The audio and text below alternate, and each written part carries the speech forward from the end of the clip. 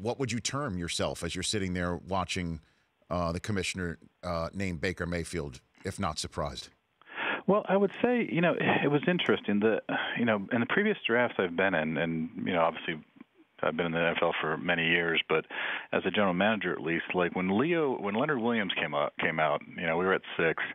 Maybe about 4 or 5 days before the draft, there was some grumblings of like who was going to go, in what spot, and we knew there's some good players in that draft. We knew there's a chance a good player would fall to us, but about 4 or 5 days in advance, we started really going to feel that hey, there may be a viable scenario that Leonard would be there at 6, and we felt very good about that opportunity. Last year with Jamal, again, maybe a few days out, 2-3 days out, we started starting to get a feel for how the draft may fall out, and we realized at 6 we may have a chance to get Jamal. This year, and we did a lot of work, and we felt pretty well prepared for this draft, especially when we made the trade up from 6 to 3.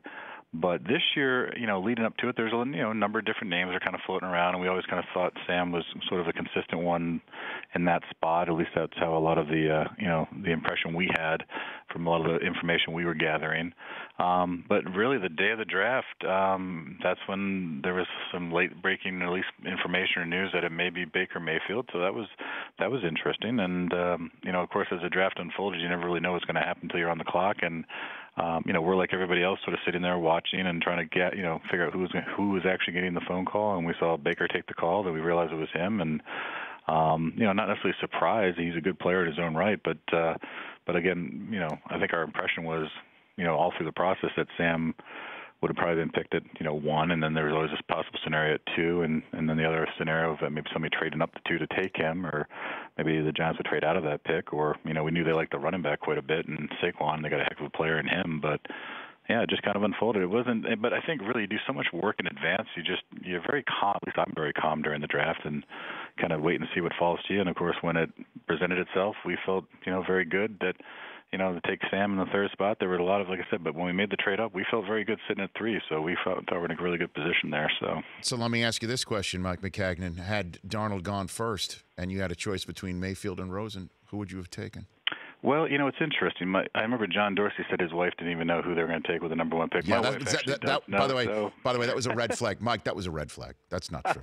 That's a red flag. I know. But no, I think, to be perfectly honest, we're very happy that we're Sam, and obviously we made the decision with him there. And, I don't really get into hypotheticals and other scenarios, but there are some really good players in this draft. Baker we thought very highly of, along with Josh. So, we felt it was and even, Josh Allen and Josh Rosen. So, we really felt we were in a good position when we made that trade up. So we're just happy we got Sam, and we're kind of excited to see how he does going forward. What do you make of the news that Baker Mayfield's agent says the Patriots were interested at 2? What do you think of that? Do you think there's anything there, Mike? You never really know. I mean, I think it's, we don't always know what other teams are thinking or doing. I think I would simply say is the Patriots have to come from very far back. That would be very hard, I would think, to get all the way up to 2, but you never know.